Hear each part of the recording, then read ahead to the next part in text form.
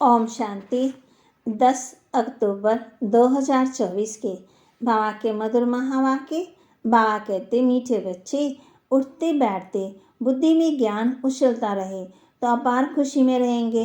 उठते बैठते बुद्धि में ज्ञान उछलता रहे तो अपार खुशी में रहेंगे। प्रश्न, तुम बच्चों को किसके संग से बहुत बहुत संभाल करनी है? बाबा कहते, तुम बच्चों को किसके संग से बहुत बहुत संभाल करनी है? उत्तर, जिनकी बुद्धि में बाप की याद नहीं ठहरती, बुद्धि इधर उधर भटकती रहती है, उनके संग से तुम्हें संभाल करनी है। उनके अंग से अंग भी नहीं लगना चाहिए, क्योंकि याद में ना रहने से वायुमंडल को खराब करते हैं। दूसरा प्रश्न, मनुष्यों को पश्चाताप कब होगा? बाबा कहते, मनुष्यों को पश्चाताप कब होगा? उत्तर, जब उन्हें पता पड़ेगा कि इन्हें पढ़ाने वाला स्वयं भगवान है, तो उनका मुंह फीका पड़ जाएगा और पश्चाताप करेंगे कि हमने गफलत की, पढ़ाई नहीं पढ़ी। ओम शांति। अब रूहानी यात्रा को तो बच्चे अच्छी तरह समझते हैं। कोई भी हठ योग की यात्रा होती नहीं। ये है याद। याद के लिए कोई भी तकलीफ की बात नहीं। बाप को याद करना, इसमें कोई तकलीफ नहीं है। ये क्लास है, इसलिए सिर्फ कायदे से बैठना होता है। बाप के बच्चे बने हो, बच्चे की पालना हो रही है। कौन सी पालना? अविनाशी ज्ञान रत्नों का खजाना मिल रहा है। बाप को याद करने में कोई तकलीफ नहीं है। सिर्फ माया बुद्धि का योग तोड़ देती है। बाकी बैठो भले कैसे भी, उनसे कोई याद का ताल्लुक नहीं है। बहुत बच्चे हठ योग से 3-4 घंटे बैठते हैं, सारी रात भी बैठ जाते हैं। आगे तुम्हारी तो बट्ठी थी, वह और बात थी। वहाँ तुमको धंधा दौड़ी था नहीं, इसलिए ये सिखाया जाता है। अब बाप कहते हैं, तुम गृहस्थ भार में रहो, धंधा दौड़ी भले करो, कुछ भी काम काज करते बाप को याद करना है। ऐसे नहीं कि अभी निरंतर तुम याद कर सकते हो, नहीं, इस अवस्था में टाइम लगता है। अभी निरंतर याद ठहर जाए तो फिर कर्मातीत अवस्था हो जाए। बाप समझाते हैं, बच्चे, ड्रामा के प्लान अनुसार अब बाकी थोड़ा समय है। सारा हिसाब भी बुद्धि में रहता है। कहते हैं, क्राइस्ट से 3000 वर्ष पहले भारतीय था, उनको स्वर्ग कहा जाता। अभी उनके 2000 वर्ष पूरे होते हैं, 5000 वर्ष का हिसाब हो जाता। देखा जाता तुम्हारा नाम सारा विलायत से ही निकलेगा, क्योंकि उनकी बुद्धि फिर भी भारतवासियों से तीखी है। भारत से पीस भी वह मांगते हैं।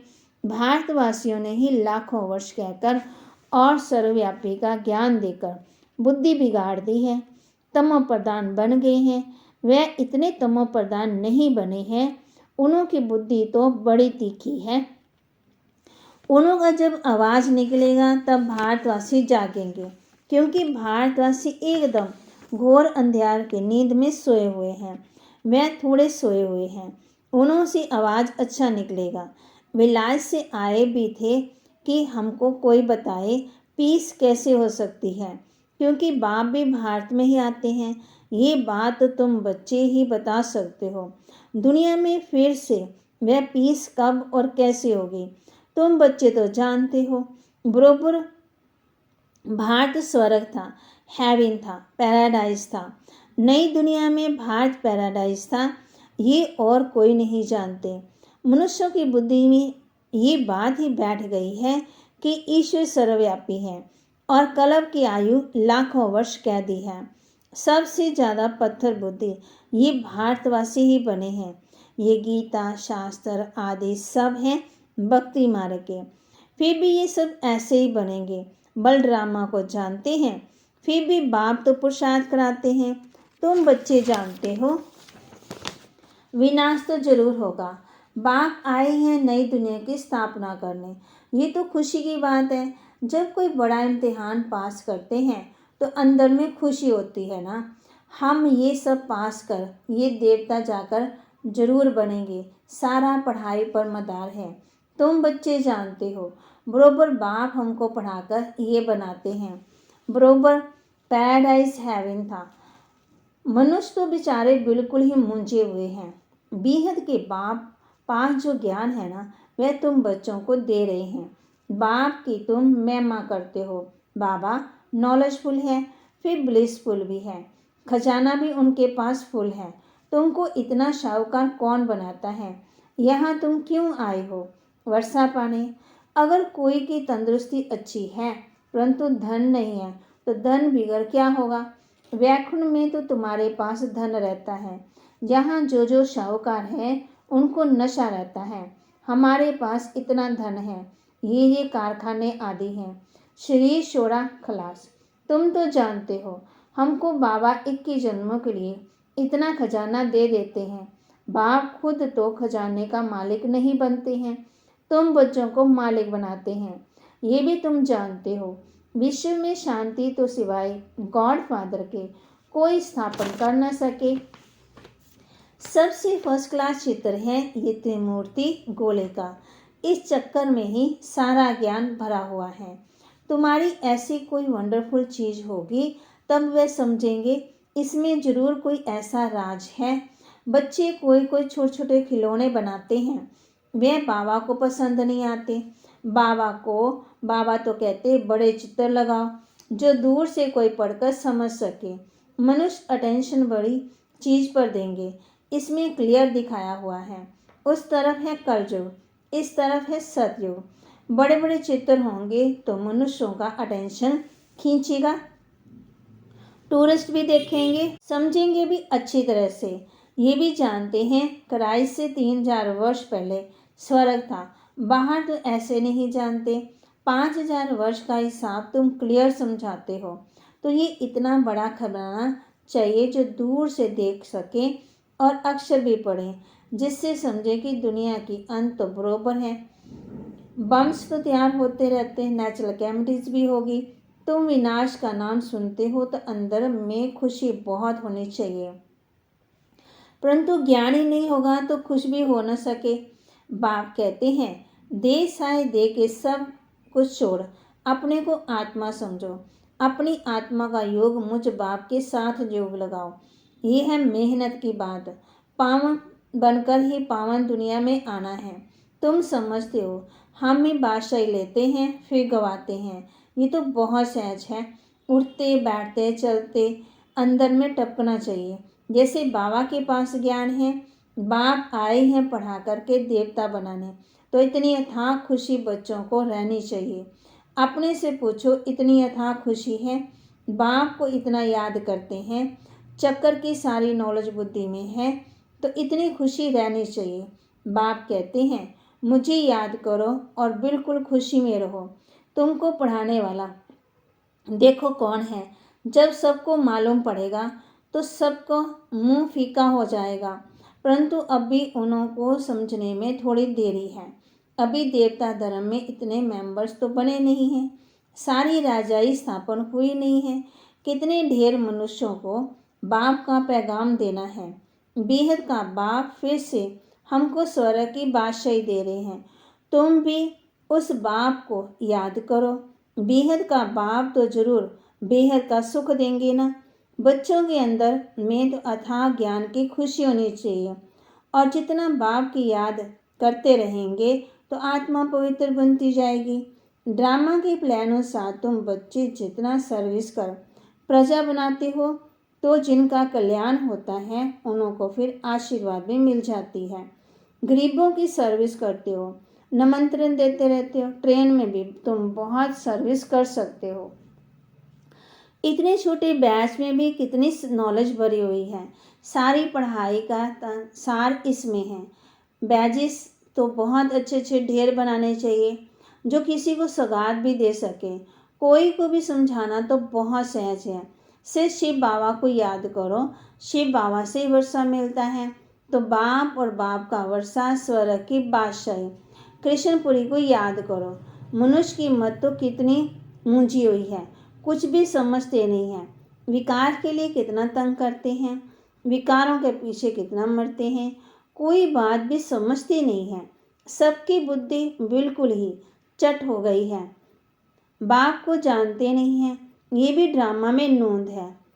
बाप कहते हैं सबकी मेंटल खलास हो गई है, मानसिक शक्ति खत्म हो गई है। बाप कहते हैं बच्चों तुम पवित्र बनो तो ऐसे स्वर्ग के मालिक बन जाएंगे, परंतु समझते नहीं, आत्मा की ताकत सारी निकल गई है। कितना समझाते हैं फिर भी पुरुषार्थ करना और कराना है। पुरुषार्थ में थकना नहीं है, हार्ड फेल भी नहीं होना है। इतनी मेहनत की, भाषण से एक भी नहीं निकला, लेकिन तुमने जो सुनाया उससे जिसने भी सुना उस पर छाप तो लग गई। पीछे तो सब जागेंगे जरूर, आगे तो पीछे तो सब जानेंगे ना। तुम बीके की अथाह महिमा निकलने वाली है, परंतु एक्टिविटी देखते हैं तो जैसे एकदम बेसमझी की। बाप कहते हैं बुद्धि बाहर बढ़ती रहती है, बाप को याद करें तो मदद भी मिले, बाप को याद करते नहीं तो गोया वह पतित है। तुम बनते हो पावन, जो बाप को याद नहीं करते तो उनकी बुद्धि जरूर कहाँ ना कहाँ भटकती रहती है। तो उनके साथ अंग से अंग मिलना नहीं चाहिए, क्योंकि याद में ना रहने के कारण वह वायुमंडल को खराब कर देते हैं। पवित्र और पवित्र इकट्ठे तो हो न सके, इसलिए बाप पुरानी दुनिया को खलास कर देते हैं। दिन पर दिन कायदे की सख्त निकलते जाएंगे। बाप को याद नहीं करते तो फायदे के बदले और ही नुकसान करते। पवित्रता का सारा मदार याद पर है। एक जगह बैठने की बात नहीं है, यहाँ इकट्ठा बैठने से तो अलग अलग पहाड़ी पर जाकर बैठे वह अच्छा है। जो याद नहीं करते वह तो पतित हैं, उनका तो संग भी नहीं करना चाहिए। चलन से ही मालूम पड़ जाता है। याद बिगड़ पावन तो बन न सके। हर एक के ऊपर पापों का बोझा बहुत है, जन्म जन्मांतर का। वह बिगड़ याद की यात्रा निकले कैसे? वह गोया पतित ही हैं। बाप कहते हैं मैं तुम बच्चों के लिए सारी पतित दुनिया को खलास कर देता हूँ, उनका संग भी ना हो। परंतु इतनी भी बुद्धि नहीं कि किसका संग करना चाहिए। तुम्हारा प्यार पावन का पावन के साथ होना चाहिए, ये भी बुद्धि चाहिए। स्वीट बाप और स्वीट राजधानी के सिवाय और कोई याद ना आए, इतना सब त्याग करना। कोई मासी का घर नहीं है। बाप को तो बच्चों पर अथाह प्यार है। बच्चे पावन बन जाओ तो तुम पावन दुनिया के मालिक बन जाएंगे। हम तुम्हारे लिए पावन दुनिया की स्थापना कर रहे हैं। इस पति दुनिया को बिल्कुल खलास कर देते हैं। यहाँ इस पति दुनिया में हर चीज़ तुमको दुख देती है। आयु भी कमती होती जाती। इनको कहा जाता है बर्थ नॉट ए पेनी। कौड़ी और हीरे में फ़र्क है ना। तो तुम बच्चों को कितनी खुशी होनी चाहिए। गाया भी जाता सच तो बिठो नच। तुम सचयुग में खुशी में डांस करते हो। यहाँ की कोई भी वस्तु से दिल नहीं लगानी है। इनको तो देखते हुए भी देखना नहीं है, आंखें खुली होते हुए भी जैसे कि नींद हो। परंतु वह हिम्मत, वह अवस्था चाहिए। ये तो निश्चय है कि ये पुरानी दुनिया होगी नहीं। इतना खुशी का पारा चढ़ा रहना चाहिए। चुटकी अपने आप में चुटकी काटनी चाहिए। अरे हम शिव बाबा को याद करेंगे तो विश्व की बादशाही मिलेगी। हठ योग से भी बैठना नहीं है। खाते पीते काम करते बाप को याद करो। ये भी जानते हो राजधानी स्थापन हो रही है। बाप थोड़ी कहेंगे दासी बनो, बाप तो कहेंगे पुरुषार्थ करो पावन बनने का। बाप पावन बनाने का पुरुषार्थ कराते हैं। तुम फिर पतित बनते हो, कितने झूठे पाप करते हो। हमेशा शिव बाबा को याद करो तो पाप सब स्वाह हो जाएंगे। ये बाबा का यज्ञ है ना, बड़ा भारी यज्ञ है। वह लोग यज्ञ रचते हैं, लाखों रुपया खर्च करते हैं। यहाँ तो तुम जानते हो सारी दुनिया इसमें स्वाह हो जानी है। बाहर से आवाज़ होगा, भारत में भी फैलेगा। एक तो बाप के साथ बुद्धि का योग हो तो पाप कटे और फिर ऊंच पदवी मिले। बाप का तो फर्ज है बच्चों को पुरुषार्थ कराना। लौकिक बाप तो बच्चों की सेवा करते हैं, सेवा लेते भी हैं। ये बाप कहते हैं मैं तुम बच्चों को 21 जन्मों का वर्षा देता हूँ। तो ऐसे बाप को याद जरूर करना जिससे